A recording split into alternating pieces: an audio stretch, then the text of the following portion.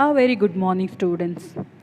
Today we are going to learn the chapter Structure of the Atoms. In this class, we are going to mainly learn the topics such as Bohr's model of an atom, neutrons, atomic number, atomic mass number, and isotopes and isobars. Niels Bohr was born in Copenhagen on 7 October 1885. He got the Nobel Prize for his work on the structure of an atom in the year 1922. Among the Professor Bohr's numerous writings, three appearing as books are The Theory of Spectra and Atomic Constitution, Atomic Theory, and The Description of Nature.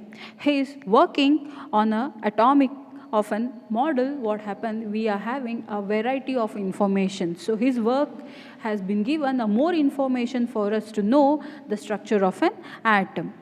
That is, Niels Bohr put forward the following postulates about the model of an atom. The first point, only certain special orbits known as discrete orbits of electrons are allowed inside the atom. Hereby, students, you can see this structure. These are nothing but the structure of an atom. In these one, electrons will be revolving, as we all know. Here we are having that is center. Center is nothing but nucleus. It mainly consists of protons and even neutrons. The first point they are telling, only certain special orbits known as discrete orbits of electrons are allowed inside the atom. That is, no electron can jump from one orbit to the other orbit. Here you are having that is number of 4 orbits. That is, from this orbit no electron can jump to this, or from this orbit no electron can move here. So only in a particular manner what happen, electrons are going to move. And while revolving in the discrete orbits, the electrons do not radiate energy. So when the electrons are moving in any orbits or any other shell, no energy will be transferred from one energy level to the another energy level. That is, from one orbit to the other orbit, no electrons are going to transfer the energy.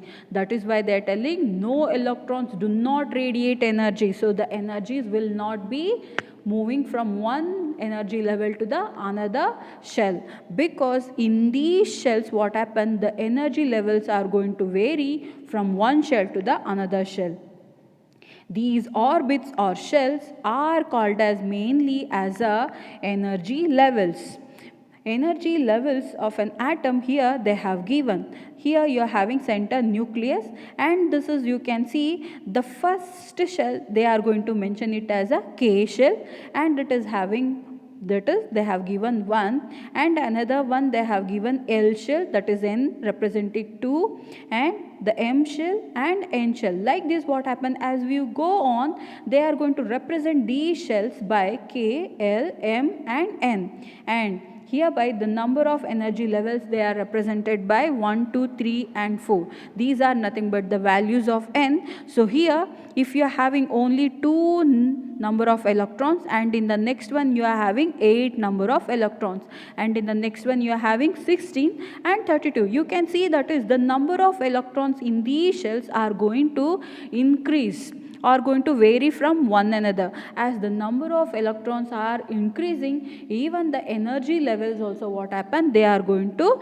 increase. That is why they are going to call it as which one? These are nothing but energy levels. And even you all know that is what happened, the electrons are having a negligible mass when you compare to the protons and neutrons. The mass of an atom is mainly concentrated on which one? That is nucleus. That is, proton and nucleus is nothing but the main mass of the whole atom. So here they are telling no energies are transferred from one shell to the another shell, and all these shells are having different energy levels. So this is nothing but Niels Bohr atomic model of an atom. The next thing we are having, that is neutrons. In the year 1932, James Chadwick discovered another subatomic particle which had no charge and even mass which is nearly equal to that of which one they are telling, that of a proton. So hereby the James Chadwick has invented a other particle, subatomic particle, namely called as which one? That is neutron. So in earlier time we all know that is a proton is having that is positive charge and electron is having that is negative charge. But even in a nucleus of an atom, the mass of a neutron was not knowing. Later, by the invention of a scientist, that is Chadwick, we all came to know that is another subatomic particle, such as which one? That is neutron. It was eventually they have named that as which one? That is neutron. Neutrons are present in the nucleus of an atom except the hydrogen, because hydrogen does not contain any of the neutron. That is, if any other atom which does not contain neutron, that is nothing but only that is hydrogen. Apart from the hydrogen, rest all other elements they are going to have that is neutron.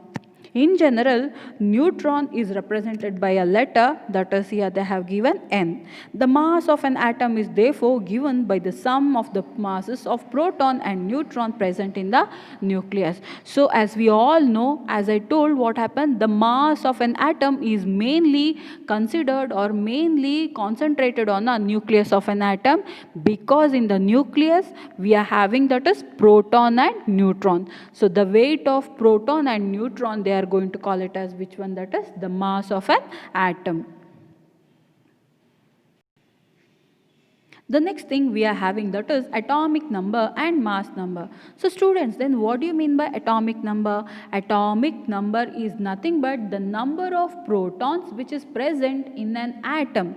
The number of protons which is present in an atom, they are going to call it as which one? Atomic number. Atomic mass number is nothing but the number of protons along with the number of neutrons, we are going to call it as mass number. Atomic number. We know that protons are present in the nucleus of an atom. So it is the number of protons of an atom which determines its atomic number. So here they are telling the number of proton of an atom which determines which one? That is atomic number. Since hydrogen has a proton, its atomic number is only 1. So the mass of an atom is the total number of proton and neutrons in the nucleus of an atom. For example, in hydrogen there is only one proton and there are no neutrons. Since in hydrogen there are no neutrons, the mass number of hydrogen is also only 1. But if you just take the helium as an example, you can see that is mass number is 4 and the atomic number is 2. So hereby the number of proton present in the helium is nothing but 2, and the number of neutron which is present in the helium is also 2. So here they have given mass number. So the number of protons and neutrons together, they are going to represent it as which one? That is mass number. And only the number of which one? That is the number of protons, they are going to represent only that is atomic number. So here any of the substances or any of the element which is having protons, means it is understood atomic number, and they are going to denote it by the letter that is Z. And the mass number here, they are going to represent it by which one? That is A. So hereby what happened? The number of protons and neutrons, they are going to represent it by a letter that is Z and even A. The another topic we are having isotopes. In nature, a number of atoms of some elements have been identified which have same atomic number but different mass number. So students, we can see that is they are telling these are the types of an atoms which are having same atomic number but they are going to have varies in their mass number. For example, as you all know, the atomic number is hydrogen is what? That is only 1, and even mass number is only 1. As we all know, since it does not carry any neutron, the mass number of hydrogen is also 1. But hereby you just identify, here you are having mass number 1, 2 and mass number 3, because hereby since the hydrogen is having isotopes. Hydrogen has 3 types of isotopes, that is hydrogen, deuterium and even tritium. So that is why they are telling. In the first picture you can see hydrogen is having only one proton, and in the another also, in the deuterium also you are having only one proton, and even in the tritium also you are having only one proton. But you see in the first one there is no presence of which one, that is neutron, and in the second one you are having one, that is neutron, and in the third one you are having two neutron. You can see from first figure, second and third, you can see the number of neutron is going to vary, but the number of proton remains the same. The number of protons, they are going to call it as which one, atomic number, and the number of neutrons and proton, they are going to call it as which one, that is mass number. That is why here what happened, you can see isotopes are nothing but which are having the same atomic number, but they are going to differ in which one, that is mass number. That is why H1, H2 and even H3. On the basis of this example, isotopes are defined as the atoms of the same element having the same atomic number but different mass number. But students, you just see this periodic table. You can see all these elements which are arranged in this periodic table are mainly arranged in the increasing order of an element, and even they have taken, that is only the consideration of atomic number, not the atomic mass number. If we are going to consider atomic mass number, means we are having only one place for which one, that is hydrogen. If we are going to consider, that is three places for hydrogen, or if we are going to consider the mass number, means we have to give three places for hydrogen. Like this, apart from this hydrogen, even we are having carbon, nitrogen, and even number of elements in the periodic table are having isotopes.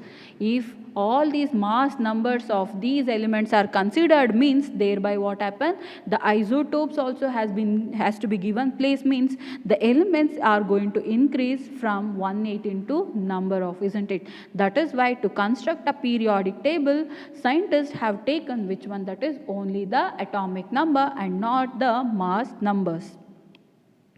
Many elements consist of a mixture of isotopes. Each isotope of an element is a pure substance. So they are telling whatever may be the number of isotopes they may have, but all of them, what happen, they are a pure substances. They are telling the chemical properties of these isotopes are going to similar. The hydrogen, deuterium and even tritium, if they are going to react with any other elements, they are going to have a same type of a chemical properties. But to see what happened, that is physical properties are nothing but the external appearance, we are going to call it as physical properties. Physical properties are going to vary from one element to the another element. That is why they are telling the chemical properties of isotopes are similar, but their physical properties are going to differ. Isotopes are having, that is number of applications. Here few of them have given, that is isotopes are utilized in number of fields. For example, uranium isotope is used as a fuel in a nuclear reactor. Uranium, since it is a heavier mass number and atomic number element, if it is used for the production of an energy, enormous amount of energy will be utilized. That is why it is used as which one, that is as a fuel in a nuclear reactor. That is within a short period of time, what happened, due to nuclear reactions in a nuclear reactors, what happened, you can see that is more number of energy will be produced. An isotope of cobalt is used to treat cancer. Even to treat cancer, the isotope of cobalt is used, and isotope of iodine is used to treat goiter. Goiter is nothing but, as we all know, near the throat or near the neck, the gland starts to swell. That is nothing but goiter. Because of a lack of iodine will leads to which one, that is goiter. By consuming, that is isotope of iodine, or by utilizing, what happen, they can be reduced to some extent. Apart from this, even we are having number of wide varieties of uses.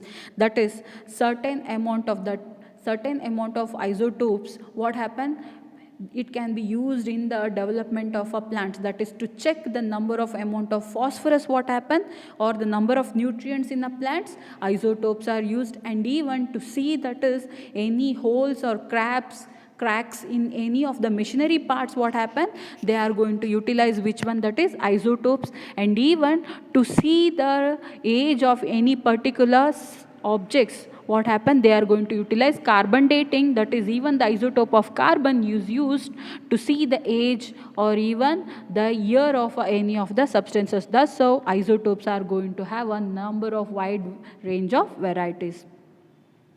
The next thing we are having, that is isobars. The main differences between isobars and isotopes are nothing but isotopes are having same atomic number, but they are going to vary in the mass number. But isobars are nothing but they are going to vary in atomic number, but they are going to have same mass number. Different atomic number but same atomic mass. The atoms of different elements have the numbers are called isobars. Isobars are nothing but different atomic number but same mass number are called as isobars. You can see example here, argon and even that is potassium and even calcium. You can see the atomic number here they have given 18. Here they have given atomic number 18 and that is another one 19 and even 20. So hereby you can see the number of atomic number is going to vary from one another.